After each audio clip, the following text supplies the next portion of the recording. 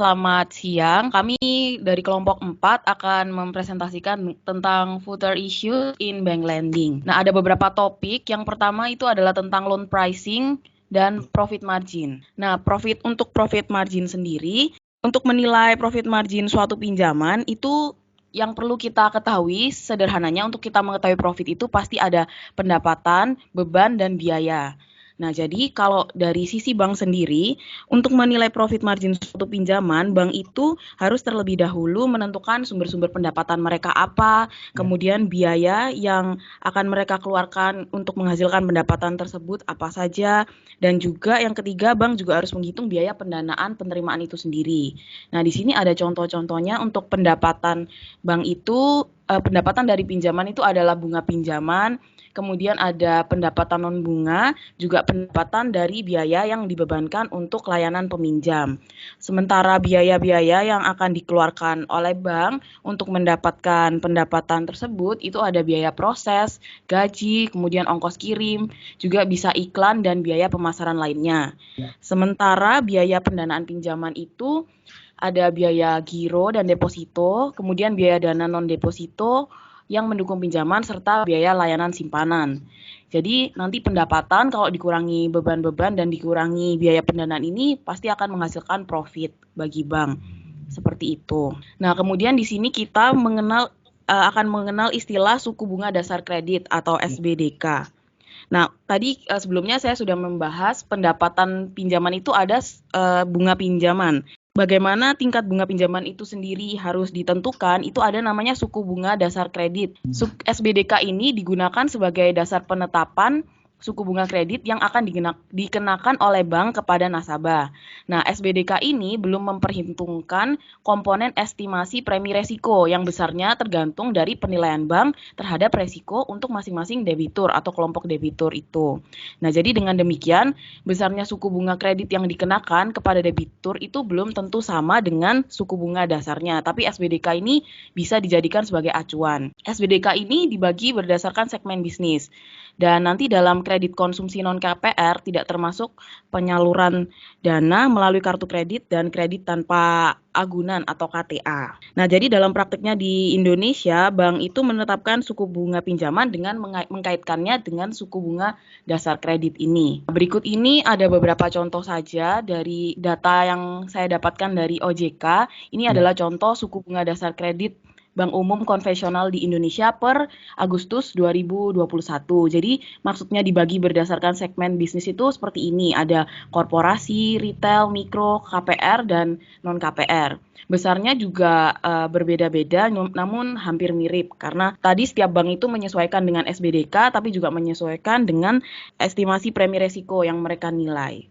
Kalau kita melihat daripada profit margin yang kamu sampaikan tadi pertama tadi, dengan SKBDK, suku bunga dasar kredit dan sebagainya itu, apa implikasi yang akan diterima oleh pihak peminjam dalam melihat margin yang ada tuh, profit margin, dan juga keputusan daripada pihak intermediasi dalam menetapkan SBDK. Apa implikasi? Pada konteks SBDK ini, suku bunga dengan melihat bank mempertimbangkan profit margin daripada peminjam itu sendiri, apa yang harus dilakukan menurut kamu dalam konteks suku bunga ini? Dia masuk dalam kategori fixed rate atau suku bunga tetap ataupun suku bunga tidak tetap? Dia pakai pendekatan fixed rate atau floating rate? Nah, teman-teman sekalian, saya ingin tambahkan. Maka oleh karena itu perlu Anda ketahui bahwa margin profit itu selalu diperhitungkan, baik dari sisi lembaga intermediasi terhadap peminjam itu sendiri. Posisi kita sebagai peminjam pada aspek ini, kita harus melihat juga bahwa standar perbankan itu pasti akan bervariasi. Dia akan menentukan suku bunga dasar kredit itu. SBDK itu pasti berbeda-beda. Bank BCA pasti akan berbeda dengan Bank Mandiri dan sebagainya berdasarkan data kompurasi yang sudah disampaikan oleh Keisha tadi. Ini artinya apa? Sehingga kita sebagai peminjam pun akan melihat bahwa keputusan yang saya harus ambil ini, apakah saya harus pinjam di Bank RI, BRI, atau Mandiri, atau Bank Negara Indonesia, ataupun Bank Permata. Tinggal kita melihatnya bagaimana. Pertanyaan kita, di mana posisi keuntungan bank dalam melihat itu? melihat nasabah kita sebagai nasabah untuk meminjam. Pasti dia mempertimbangkan profit margin, sudah pasti. Akan tetapi teman-teman sekalian, ada perbankan yang menerapkan, kalau kita lihat dari dasar-dasar ini tadi, ada perbankan yang menetapkan suku bunga dasar kredit itu ada yang pertamanya rendah sekali, tapi dalam perjalanan ada yang tinggi. Sebaliknya ada yang tinggi sekali, tetapi dalam perjalanannya suku bunganya menurun, gitu. Nah, tinggal kita mau memutuskan dasar suku bunga dasar kredit itu kita mau melihat dari mana, begitu.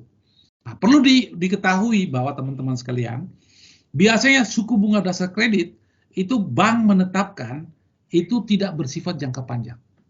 Dia bersifat jangka pendek. Paling cepat itu, paling lama itu 3 tahun.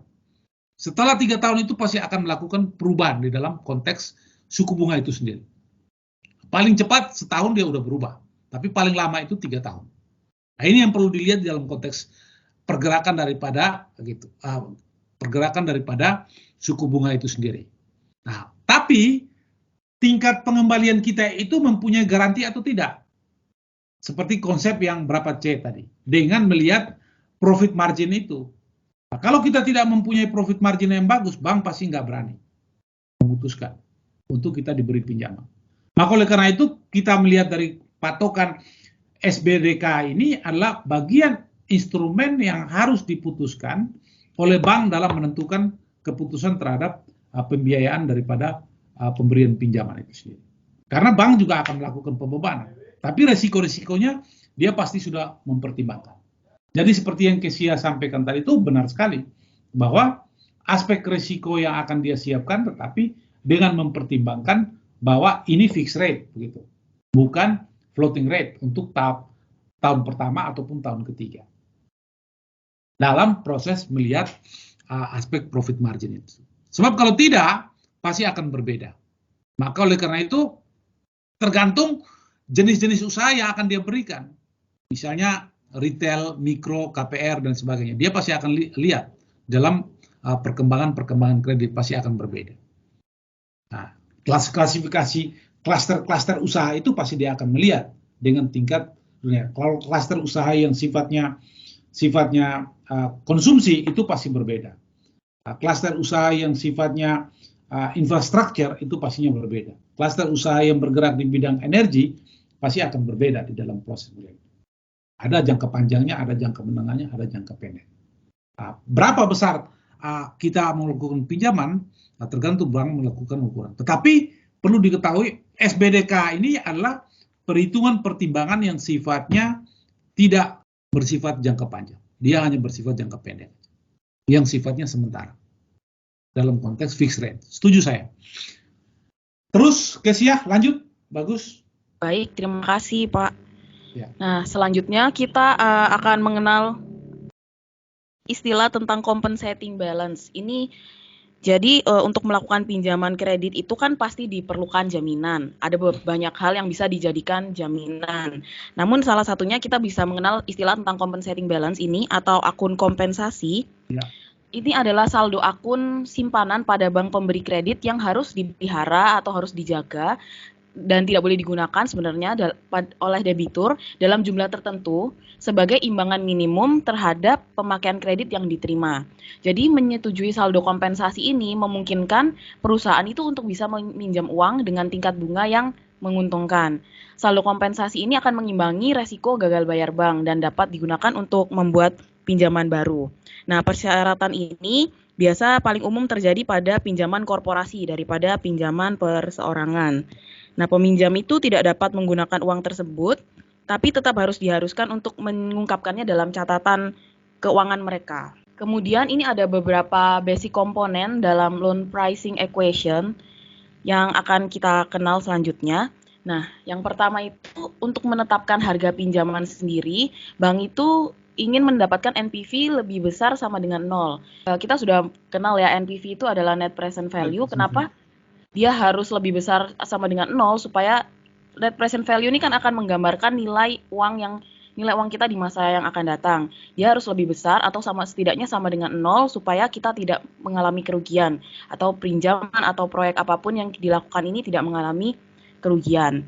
Nah, untuk memastikan NPV lebih besar dari 0 itu simpelnya, sederhananya, pendapatan yang harus lebih besar dari biaya. Di sini berarti pendapatan pinjaman yang diharapkan itu nanti harus melebihi biaya pendanaan bank ditambah dengan institutional cost untuk membuat pinjaman. Nah, institutional cost sendiri itu adalah biaya langsung untuk memantau pinjaman dan jaminan. Biaya langsung ini seperti biaya penggunaan properti, pabrik, peralatan, dan biaya regulasi serta manajemen. Nah, kemudian juga untuk basic komponen dalam loan pricing equation ini kita mengenal expected loss on loan. Jadi bank itu punya ekspektasi kerugian yang mungkin terjadi di masa yang akan datang. Cara mendapatkan nilai ini adalah dengan menghitung berapa besar probabilitas dari defaultnya kredit tersebut dikali ekspektasi terhadap default itu. Kemudian ada juga struktur permodalan yang mendukung pinjaman. Jadi seperti yang kita ketahui, kalau perusahaan non keuangan itu membiayai aset pasti dengan ekuitas, campuran ekuitas dan utang. Nah, untuk bank sendiri, struktur pemodalan yang mendukung pinjaman, bank itu punya arus kas yang lebih fluktuatif, sehingga bank ini akan menggunakan lebih banyak ekuitas dalam struktur modal mereka. Nah, dalam prakteknya, sebuah bank itu pasti akan membuat kategori pinjaman.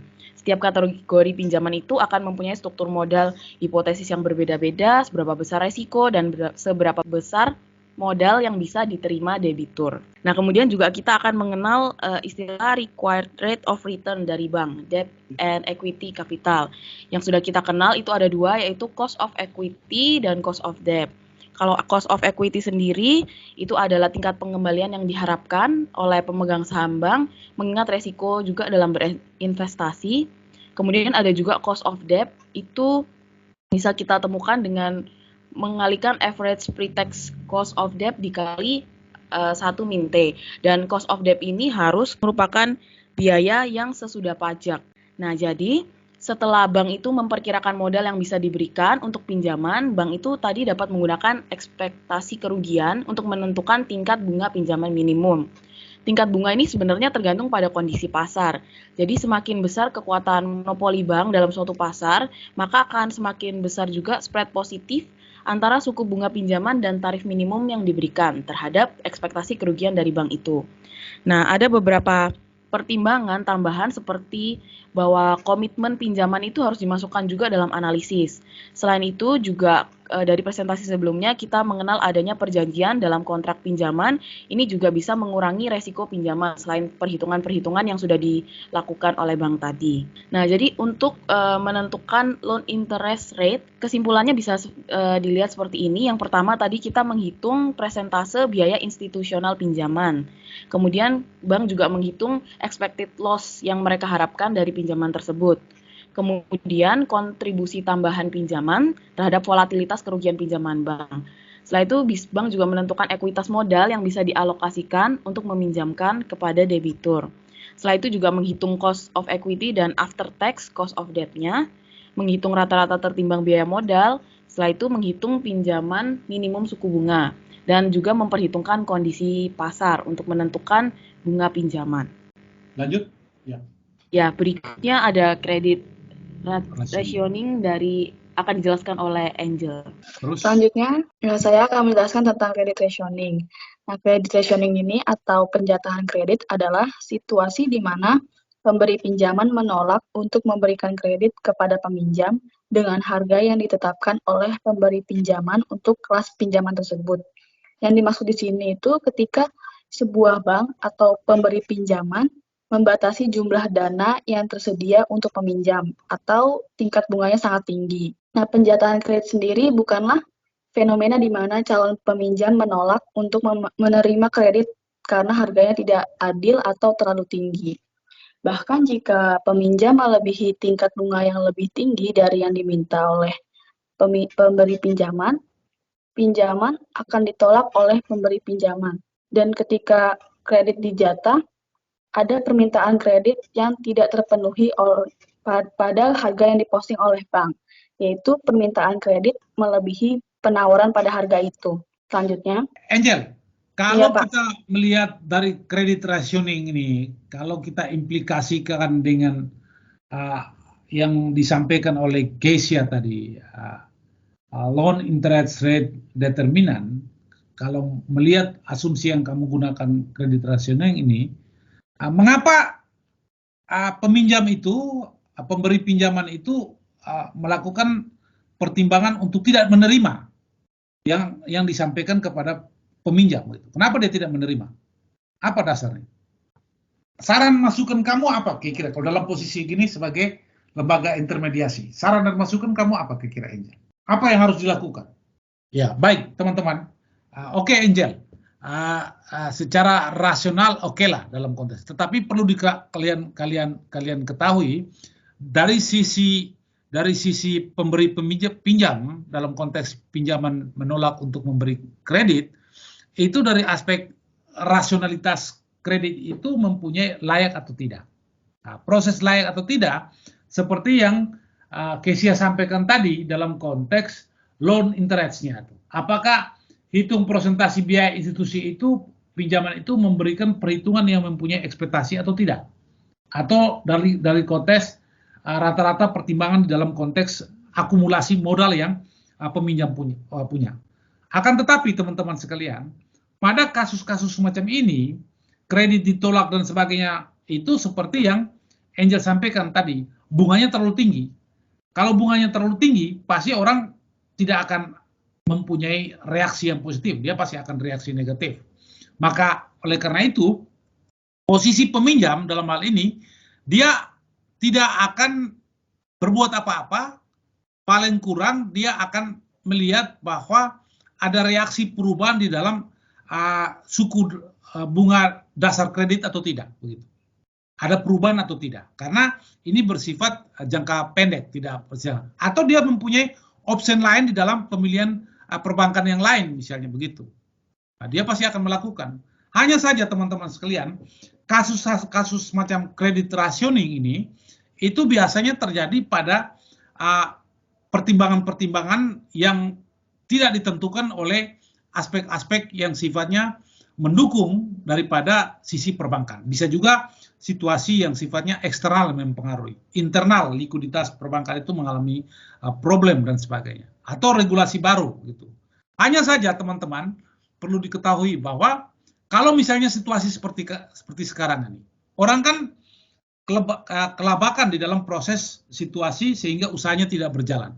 Tapi dia sudah melakukan pinjaman, mendapatkan uang dana, dan bank punya likuiditas pasti terbatas dalam proses melihat. Maka yang dilakukan adalah insentif regulasi di dalam konteks restrukturisasi daripada usahanya itu sendiri. Ataupun regulasi pemerintah memberikan kemudahan tetapi insentif subsidi dari pemerintah dalam pengucuran dana. Agar apa? Agar ekonomi ini tetap berjalan, dia tidak boleh berhenti atau sama sekali. Maka oleh karena itu di Amerika ataupun di negara kita itu menerapkan yang namanya quantitative easing. Artinya memberikan suatu stimulus daripada warganya untuk melakukan proses peminjaman atau melakukan usaha sehingga tidak terganggu. Dari sisi perbankan sebagai penyedia lembaga intermediasi juga memberikan kemudahan di dalam konteks mendapatkan surat berharga central of bank ataupun obligasi sehingga mempunyai pertimbangan-pertimbangan sebagai garansi dalam konteks penjaminan daripada keuangan atau penjaminan negara. Nah, itu insentif negara kepada bank sebagai institusi ataupun central of bank yang memberikan jaminan dalam konteks pemberian pinjaman. Hanya saja dasar pertimbangan yang Angel sampaikan tadi itu betul. Bunga terlalu tinggi pasti akan lari di dalam konteks peminjam untuk melakukan pinjaman. Maka oleh karena itu keputusannya pasti tidak akan melakukan pinjaman. Dia pasti tidak akan melakukan. Atau dia melihat atau wait and see di dalam proses keputusan untuk dia melakukan pinjaman. Sampai pada aspek normal atau dia punya opsi lain untuk ke bank yang lain. Saya rasa gitu. Angelin, silakan lanjut Angelin. Baik Pak. Selanjutnya, berdasarkan kurva penawaran dan permintaan kredit, bisa dilihat bahwa jika fungsi penawaran untuk kredit itu miring ke atas dan fungsi permintaan itu miring ke bawah, maka hal ini menunjukkan adanya keseimbangan yang biasa di mana permintaan dan penawarannya sama. Nah, karena bank memberikan lebih banyak kredit dengan harga yang lebih tinggi, maka keuntungannya harus lebih besar. Jadi, tidak rasional bagi bank-bank yang memaksimalkan keuntungan untuk menjatahkan kredit. Ya. Selanjutnya,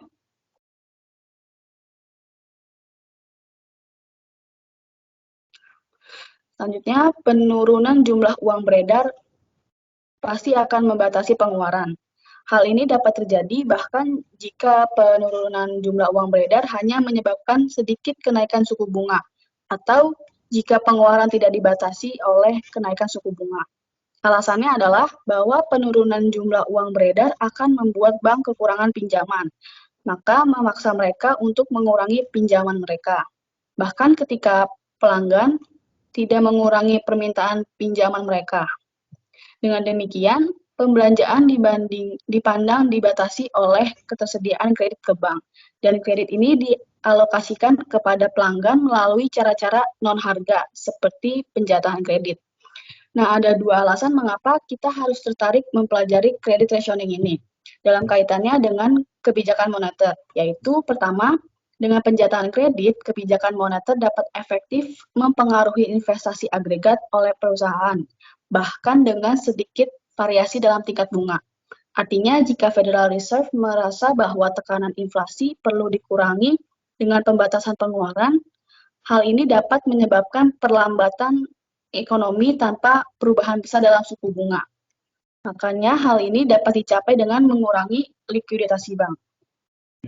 Dan dengan demikian, efektivitas kebijakan moneter tidak akan didokumentasikan secara empiris. Maka dari itu, dengan adanya penjatahan kredit ini, opsi dari kebijakan moneter untuk mendorong kenaikan suku bunga melalui tingkat pinjaman diskonto lebih tinggi dan mengurangi jumlah kredit yang tersedia melalui operasi pasar terbuka atau penjualan obligasi yang tidak selalu setara. Lalu alasan yang keduanya adalah secara empiris ditemukan bahwa kebijakan moneter lebih ketat dipengaruhi semua pinjaman secara merata. Jadi jika penjatahan kredit lebih dipahami sehubungan dengan identitas mereka yang dijatah, kita mungkin dapat memprediksi dengan baik. Kalau dalam konteks penjatahan kredit ini, apakah setiap perbankan itu mempunyai kesamaan dalam penjatahan kredit atau tidak? Ini logika aja dari teori yang disampaikan ini. Adakah faktor lain yang mempengaruhi sehingga penjatahan itu mengalami suatu perbedaan dari setiap bank dalam memberikan kredit? Teman-teman sekalian, pada aspek penjatahan kredit ini, biasanya commercial bank atau bank umum, itu dia akan melihat bagaimana reaksi daripada keputusan moneter yang tadi sudah disampaikan. Keputusan moneter dalam konteks apakah melakukan di dalam situasi ekonomi yang stabil, pasti dia akan normal dalam proses penjatahan kredit itu pasti akan diberi. Karena apa? Apapun di dalam kenaikan suku bunga itu, dia tidak terlepas daripada berapa daya beli atau dalam konteks ini inflasi, reaksi inflasi. Karena suku bunga, pergerakan suku bunga itu tidak boleh lebih jauh, spare-nya jauh dengan inflasi. Kalau misalnya suku bunganya 3%, ya inflasi mungkin di 2,5%. Sebaliknya kalau inflasinya 3%, ya mungkin suku bunganya sekitar di kisaran 3,9 atau 2,1 dan sebagainya. Jadi spare-nya sangat kecil. Reaksi pasar ini di dalam konteks menunjukkan suku bunga itu reorientasinya pada stabilitas ekonomi dari sisi aspek moneternya itu sendiri. Reaksi pasar terganggunya dalam konteks interest rate credit rationing itu masuk akal atau tidak karena berimplikasi kepada kebijakan moneter. Nah, kebijakan moneter itu harus punya orientasi stabilitas, harus punya orientasi dalam kontrol yang namanya mengontrol yang namanya inflasi, mengontrol namanya pergerakan suku bunga. Karena apa? Kalau suku bunganya terlalu tinggi, reaksi pasar di dalam konteks aktivitas bisnis dan usaha pasti tidak akan berjalan. Orang pasti akan melakukan wait and see atau tidak melakukan usaha sama sekali. Dia lebih baik menempatkan uangnya di bank dengan mendapat bunga, meskipun tidak seberapa dengan dia membandingkan dengan melakukan usaha real. Pada proporsi itu, reaksi pasar di tingkat market dalam konteks operasionalisasi, dalam konteks perilaku keuangan, dia akan melihat dan memutuskan bahwa ini gejala ekonomi yang tidak baik. Nah, untuk itu, Central Bank dia pasti akan melakukan yang namanya intervensi dengan melakukan operasi pasar terbuka, memberikan insentif dengan melakukan subsidi terhadap bank, memberikan likuiditas kepada perbankan atau commercial bank, Karena fungsi bank sentral bukan sebagai pelaksana, tetapi dia dalam konteks kebijakan. Nah, itu pasti akan dilakukan. Nah, yang dibutuhkan di sini adalah suku bunga dan inflasi atau suku bunga itu memberikan batas maksimum di dalam konteks yang namanya price ceiling ataupun price floor. Jadi ada batas minimumnya, ada batas harga di dalam konteks angka yang sifatnya maksimum. Tidak boleh jauh, baik secara inflasi maupun secara yang namanya suku bunga itu sendiri. Proses-proses ini teman-teman sekalian, mengapa itu di dalam konteks suku bunga itu mengalami perbedaan dalam commercial bank? Ya, orientasi akhirnya bank ini mempunyai fungsi dan tugas yang sebenarnya dia ini tidak mempunyai aset sebenarnya. Dia mengelola aset orang. Jadi make money to make money begitu. Jadi dia mendapatkan uang dari orang, dia mengelola uang lagi begitu. Akan sebaliknya sirkulasi. Jadi bank ini hanya di dalam konteks aset secara di dalam konteks penguasaan uang, dia kalau kita lihat tidak punya uang. Yang punya uang adalah orang yang mempunyai uang.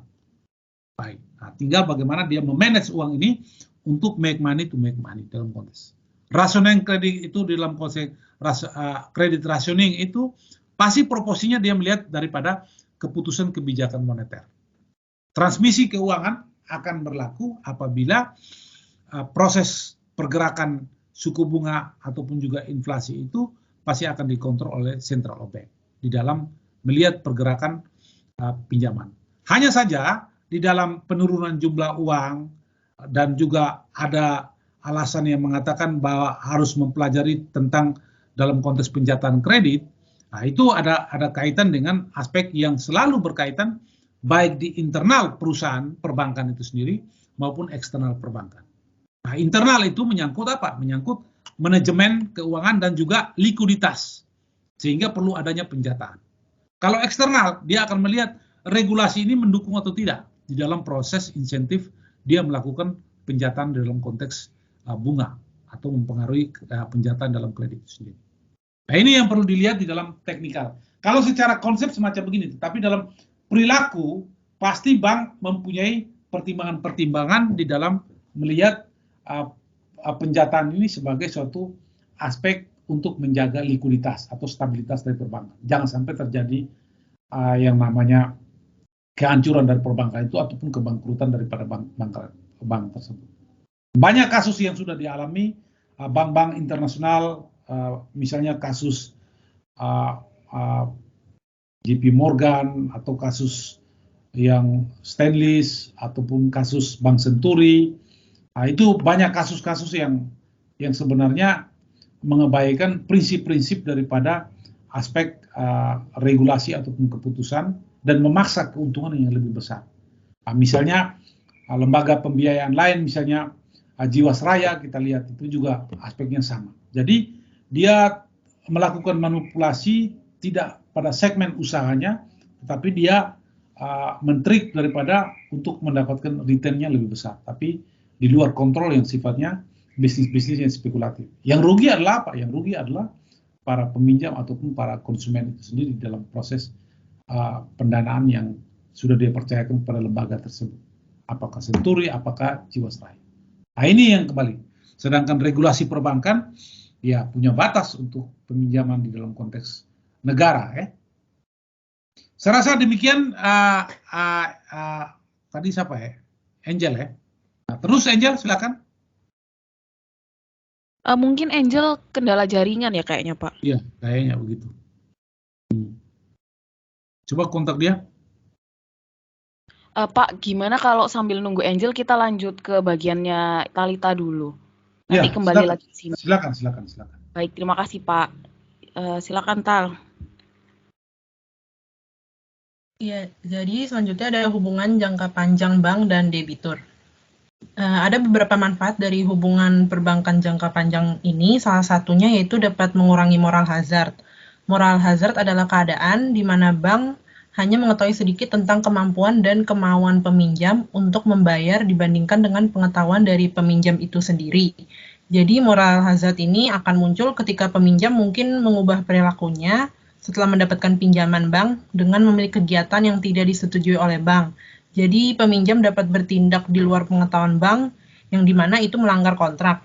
Misalnya pada long term relationship dan moral hazard, yaitu ketika peminjam mengetahui bahwa mungkin akan meminjam di masa depan, maka ia dapat membatasi peminjaman periode saat ini yang dapat menimbulkan kerugian pada bank.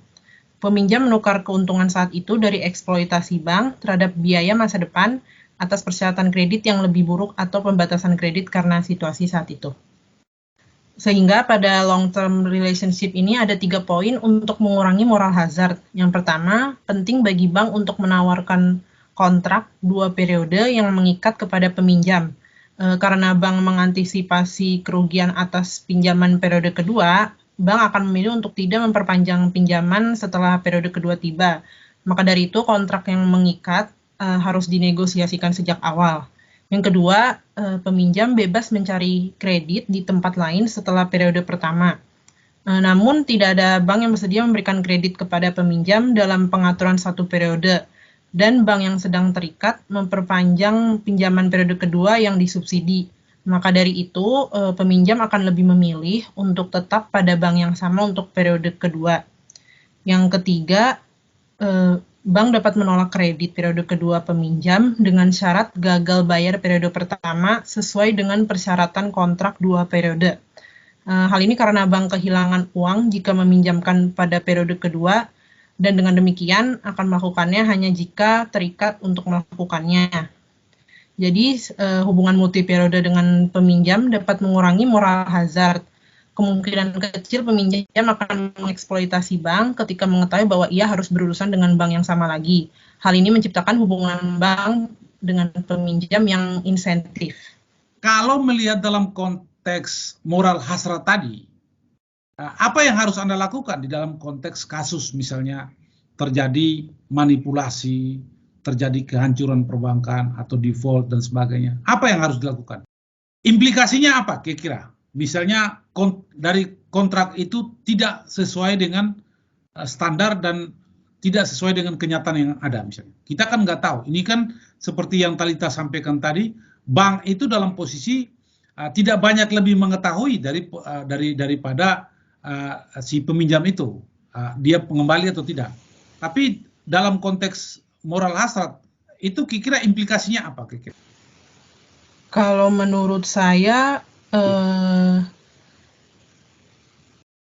jadi karena moral hazard itu ada karena disebabkan oleh informasi yang asimetris, maka untuk mengurangi informasi tersebut kita harus tetap melakukan, banknya harus tetap kontak dengan si peminjam agar tidak ada pelanggaran terhadap kontrak gitu, Pak.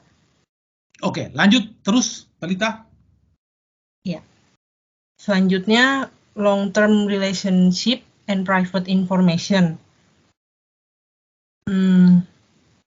Jadi selain dapat mengurangi moral hazard, salah satu manfaat dari hubungan jangka panjang yaitu bank dapat mengenali peminjam sepanjang periode tersebut. Hal ini mengurangi sejauh mana informasi pribadi peminjam kepada bank sehingga dapat meningkatkan alokasi kredit. Dengan kata lain, semakin lama peminjam membuat kontrak dengan bank, semakin baik masa kredit yang akan diterima. Jadi selama peminjam tetap membayar ke bank, hal tersebut dapat membangun rekam jejak yang terus meningkat, yang memungkinkannya memperoleh persyaratan kredit yang lebih baik dari waktu ke waktu. Boleh di next.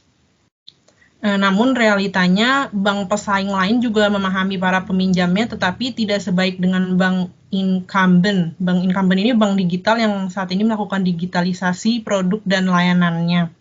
Oleh karena itu, dari waktu ke waktu, informational surplus ini tercipta untuk bank yang memiliki hubungan dengan peminjam yang dapat memberikan keuntungan terhadap keduanya, baik bank incumbent dan peminjam. Juga beberapa berpendapat bahwa informational surplus ini juga bisa menjadi kerugian sosial.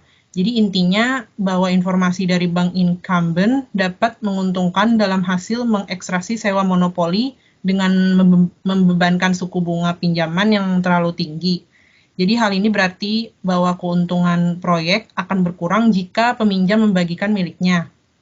Untuk marginal return peminjam akan kembali berusaha untuk meningkatkan keuntungan proyek yang berkurang dan peminjam membatasi masukan usahanya. Dengan demikian, rata-rata proyek membayar akan menjadi lebih sedikit. Boleh di next. Yang selanjutnya ada restrukturisasi kredit. Restrukturisasi kredit atau restrukturisasi pinjaman bank adalah upaya perbaikan yang dilakukan dalam kegiatan perkreditan terhadap debitur yang berpotensi mengalami kesulitan untuk memenuhi kewajibannya. Restrukturisasi kredit ini dapat membantu meringankan cicilan hutang bisnis. Biasanya bagi pebisnis itu mereka mengajukan pinjaman ke bank sebagai modal memulai usaha. Jadi jika peminjam memiliki arus kas yang tidak mencukupi dari proyeknya itu adalah default. Namun seperti yang telah dijelaskan tentang hubungan bank dan peminjam, ada perkembangan dari hubungan antara keduanya. Jadi jika kita mengabaikan biaya hukum dan administrasi kepailitan, biasanya akan makan biaya apabila pemutusan hubungan bank dengan peminjam melalui one prestasi. One prestasi itu sendiri situasi di mana salah satu pihak dalam perjanjian tersebut tidak melakukan yang telah disepakati, sehingga dapat mengakibatkan kebangkrutan. Jadi biaya untuk peminjaman transparan, tetapi bank juga menanggung biaya seperti biasanya, yang mana pinjaman gagal mengurangi modal bank. Hal ini berarti baik bank dan peminjam akan tertarik untuk mencegah kegagalan jika memungkinkan. Dalam konteks ini, restrukturisasi ini, seperti yang saya sudah sampaikan di depan tadi, apakah restrukturisasi ini mempunyai aspek kesepakatan berdasarkan kontrak daripada kesepakatan atau bersifat situasional sehingga adanya restrukturisasi daripada kredit ini? Orientasinya apa dari kedua belah pihak sehingga terjadinya keinginan untuk restrukturisasi kredit? Baik, teman-teman sekalian, kalau kita lihat berbicara tentang restrukturisasi, itu kita lihat bahwa ada aspek yang sifatnya internal, permasalahan internal, terutama dari sisi peminjamnya. Atau juga ada aspek dari yang sifatnya eksternal dari sisi situasi ekonomi. Pertimbangan-pertimbangan restrukturisasi seperti yang Talita sampaikan tadi, itu adalah bagian instrumen secara internal. Artinya apa di sini? Dengan orientasi kepada supaya tidak ada terjadi keputusan hubungan atau tidak terjadinya gagal bayar. Sebab ini juga akan berpotensi mengganggu daripada likuiditas dari perbankan. Begitu. Dia berharap bahwa bagaimana dia melakukan inklusivitas dalam konteks servis kepada nasabah, meskipun nasabahnya mengalami satu kegagalan pembayaran karena aspek situasional seperti yang tadi kita sampaikan tadi. Oleh karena itu ada suatu solusi yang dia tawarkan adalah restitusi kredit.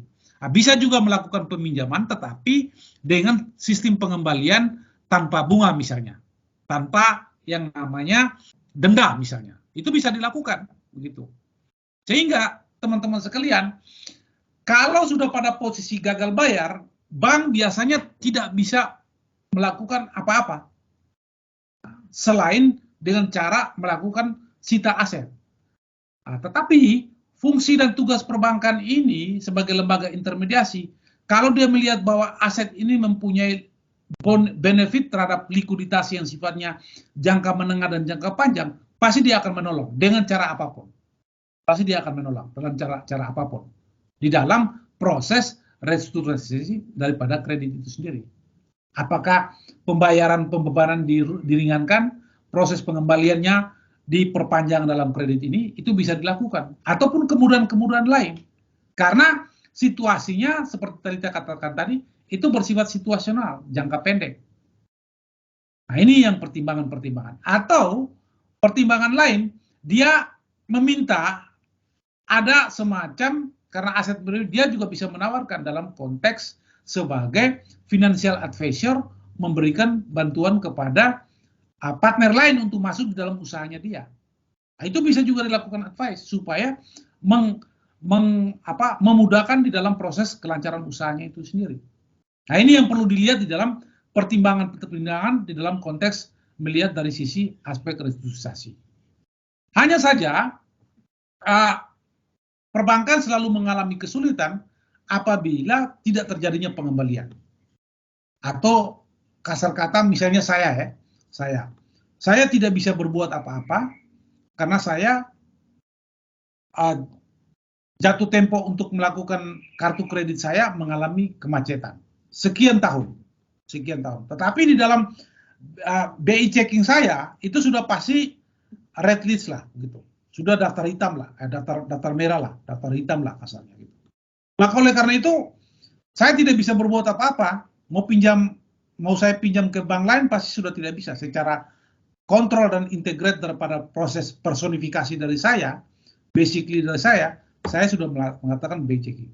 Tapi pada suatu saat saya mendapat uang dan saya ingin mengembalikan, dan saya pasti akan melakukan kompromis di dalam konteks restrukturisasi kredit atau kartu kredit saya itu kepada perbankan yang mana saya bisa kembalikan, tetapi saya mau membayar dan tolong blacklist saya dalam konteks BI checking itu dimatikan dengan catatan saya tidak boleh dibebani bunga ataupun beban daripada kartu kredit saya yang macet. Itu bisa dilakukan sehingga Anda membayar pokoknya saja, tidak perlu bunga ditambah dengan yang namanya beban.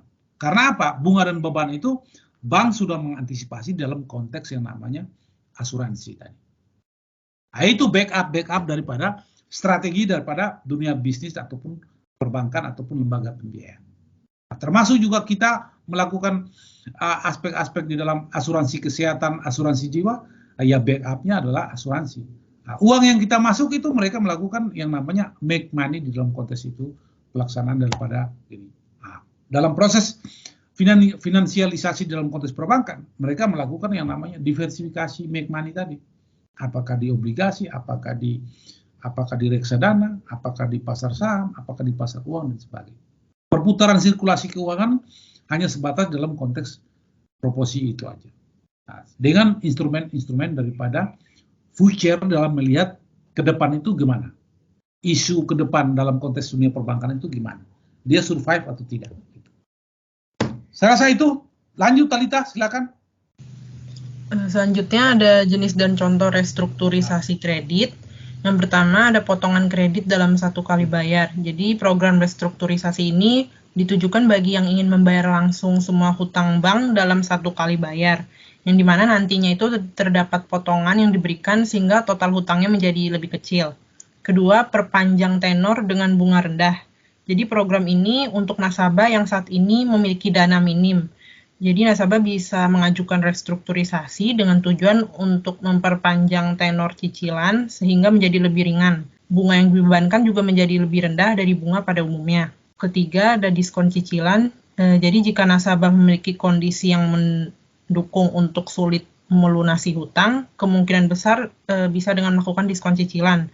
Meskipun potongan yang diberikan tidak akan sebesar program satu kali bayar dan tenor cicilan tidak sepanjang program cicilan. Itu sebagai tambahan tambahan yang sudah Talita sampaikan, tapi apa yang saya sampaikan tadi itu tidak jauh berbeda sebenarnya. Dengan bunga tidak bayar, lalu kemudahan di dalam konteks bebannya tidak dibayar, itu bisa tergantung kompromi dan kesepakatan. Di sisi bank menguntungkan, tapi di sisi nasabah juga atau peminjam juga tidak merugikan, lalu peminjam juga melihat bahwa ini juga menguntungkan dan tidak merugikan dia. Maka itu ada kesepakatan yang sifatnya win-win solution di dalam pemecahan masalah atau problem solving. Lanjut, ya silakan credit rationing. Maaf Pak, tadi ada kendala sinyal. Ya silakan. Oh ini kamu lanjut ya Angelina. Iya Pak. Ya silakan. Selanjutnya. Berarti Talita udah selesai Talita ya? Iya sudah Pak. Ya, terima kasih. Oke, baik Pak. Selanjutnya mengapa profit maksimum bank dapat menurunkan kredit? Hal ini karena terdapat kondisi di mana tidak akan optimal bagi bank untuk meningkatkan suku bunga pinjamannya ketika dihadapkan dengan permintaan kredit yang berlebih. Jika bank mendapat informasi yang sempurna, itu selalu dapat menetapkan harga yang sesuai resiko, yang sesuai dengan peminjamannya. Namun, penjatahan kredit bisa menjadi strategi optimal untuk bank memaksimalkan keuntungannya. Lalu ada dua penjelasan mengenai rintangan informasi. Masalah yang pertama, bank mungkin tidak dapat membedakan dengan sempurna antara peminjam dengan risiko kredit yang berbeda. Ini disebut masalah informasi pribadi prakontrak. Jika bank mengetahui risiko rata-rata peminjamnya, dalam klasifikasi risiko tertentu, itu mungkin tidak dapat mengidentifikasikan risiko individunya. Karena itu, bank akan membebankan harga umum untuk semua dalam kelas risiko masing-masing. Sehingga beberapa peminjam menyubsidi orang lain. Nah, masalah yang kedua itu adalah bank mungkin tidak dapat sepenuhnya mengendalikan tindakan peminjam. Peminjam dengan demikian dapat meningkatkan risiko proyek, baik melalui pilihan proyek atau melalui pengeluaran usaha, tanpa dideteksi oleh bank. Lalu, jika bank memilih untuk meningkatkan suku bunga pinjaman, kemungkinan yang pertama adalah pilihan yang merugikan. Peminjam yang lebih aman dalam klasifikasi risiko yang diberikan mungkin tidak mau meminjamkan pada tingkat bunga yang lebih tinggi, sehingga perpaduan peminjam menjadi lebih berisiko. Dan jika hal ini terjadi, laba bank yang diharapkan sebenarnya bisa lebih rendah pada tingkat bunga yang lebih tinggi. Lalu kemungkinan yang kedua adalah bahwa peningkatan suku bunga pinjaman dapat memperburuk masalah hazard moral. Artinya para peminjam dalam kelompok yang memiliki beberapa kebebasan dalam keputusan investasi mereka dapat memilih proyek yang lebih beresiko dengan tingkat bunga pinjaman yang lebih tinggi. Dengan demikian, dapat disimpulkan bahwa meningkatkan tingkat bunga pinjaman tidak bermanfaat karena keuntungannya yang diharapkan dimaksimalkan pada tingkat bunga di mana permintaan kredit melebihi penawarannya. Sekian presentasi dari kami, Pak. Baik, teman-teman sekalian, mungkin Keisha, Angelin, maupun Talita, apa saran dan masukan kalian dalam konteks materi kamu, terutama dalam konteks future dari sisi posisi bank di dalam menjaga jangan sampai mengabaikan moral hasrat, tapi di sisi lain juga melihat daripada kredit itu sendiri dengan melihat interest daripada proporsi ekonomi itu sendiri. Apa yang saran masukan supaya ada suatu aksesibilitas daripada antara peminjam dan bank sebagai lembaga intermediasi? Kira-kira secara future itu apa kira-kira? Saran masukan. Ya, kalau dari saya Pak Keisha, dari materi yang saya kemarin pelajari juga, kalau yang saya tangkap sih, kita mungkin bisa menghitung ya, kayak banyak hitungan yang bisa dilakukan oleh bank untuk meminimalisir resiko itu, tapi yang namanya masa depan kan kita juga nggak tahu. Jadi kalau saran yang bisa saya sampaikan sih, selain kuantitas, mungkin kualitas itu juga perlu, seperti tadi perjanjian, terus perlu ada komitmen juga dari bank. Kalau dari materi yang saya pelajari seperti itu. Nah, mungkin bisa ditambahkan sama Angel dan Talita. Silakan Angel, Talita. Ada tambahan masukan? Angel, Talita, ada masukan? Iya Pak, kalau dari saya untuk agar berjalan dengan baik, jadi antara bank dengan peminjam harus ada kesepakatan dan perjanjian untuk menghindari pelanggaran-pelanggaran kontrak antara peminjam dengan bank, Pak. Angel, ada masukan? Sama seperti Talita dan Keisha, Pak. Mungkin bank-bank lebih baik melakukan perjanjian dengan peminjamnya, dengan pelanggannya atau orang yang akan diberikan pinjaman, Pak. Iya. Baik teman-teman, kita dapat simpulkan bahwa secara future, secara ke depan, seperti yang Kesia sampaikan, kita tidak bisa menghindar dari risiko lah, apapun konsekuensinya. Tetapi bahwa eliminir risiko itu adalah bagian daripada profit margin supaya tidak terganggu. Itu sebenarnya. Apakah konsekuensi dari secara manajemen itu berpengaruh terhadap aspek internal perusahaan? Itu sangat ditentukan oleh manajemen daripada perusahaan. Tapi di sisi lain, daripada sisi peminjam, apakah secara per orang maupun institusi ataupun perusahaan, juga memberikan implikasi positif terhadap aspek mobilitas di dalam konteks keputusan dalam proses transaksi ataupun peminjaman. Ini yang perlu dilihat. Sehingga pada proporsi ini kita harus melihat bahwa baik secara internal ataupun eksternal, supaya tidak terjadinya default ataupun terjadinya suatu aspek yang sifatnya hasrat moral ataupun moral hasrat, itu memberikan implikasi yang positif kepada kedua-dua pihak, baik banknya itu sendiri maupun daripada pihak yang namanya peminjam. Instrumennya harus disepakatan dengan konsekuensi-konsekuensi. Konsekuensinya apa? Maka oleh karena itu, dalam konteks manajemen keuangan itu ada yang kita sebut dengan dari sisi perencanaan itu macam-macam mana. Perencanaan dari sisi kesepakatan baik dari sisi perbankan ataupun perencanaan dari sisi peminjam itu sendiri. Serta itu kita melihat secara organisasinya macam mana. Kalau organisasi perbankan itu memberikan inklusivitas dalam konteks pemahaman terhadap literasi daripada peminjaman, itu pasti akan klop. Artinya bahwa kedua-duanya itu mempunyai kesamaan visi dan misi dan juga mempunyai kesamaan pendapat dan pandangan tentang pemahaman inklusivitas keuangan maupun literasi. Lalu yang ketiga, di dalam proporsi atau yang kedua tadi, organisasi. Yang ketiga apa? Aktualisasi. Bahwa perlu adanya eksekusi, pelaksanaannya, perjanjian itu terjadi kesepakatan dalam proses pinjam-meminjam, aktualisasinya ada. Serta yang terakhir, yang disebut dengan melakukan yang namanya pengawasan. Pengawasan dari sisi perbankan maupun pengawasan daripada sisi yang namanya peminjam. Nah, dua-duanya saling ada konektivitas, karena bank ingin supaya tidak terjadinya kredit macet, sebaliknya dari sisi peminjam sendiri, dia menginginkan ada relasi yang positif di dalam membangun, menjaga aspek asetnya juga dan keuangan. Karena proses yang dia berikan mendapatkan pinjaman itu adalah jaminan aset dan sebagainya, termasuk juga reputasi perusahaannya atau reputasi personalnya. Nah, itu yang paling terpenting. Nah, ini yang perlu dibangun di dalam konteks yang pertama, yaitu perencanaan, yang kedua organizing, yang ketiga actuating atau eksekusi di dalam konteks kontrak pelaksanaan, yang keempat adalah pengawasan. Semuanya ini proses di dalam konteks yang namanya mempunyai unsur data yang disebut dengan saya selalu menyebutkan dengan aspek yang disebut dengan 3D, yaitu data, daya, dan dana. Data dan daya dan dana digunakan ini perlu adanya semacam di dalam konteks evaluasi atau asesmen. Asesmen itu apa? Yaitu dalam konteks penilaian. Penilaian itu apa yang harus dilakukan? Maka kalau terjadi masalah, kalau terjadi problem, maka dilakukan yang namanya mitigasi persoalan itu sendiri.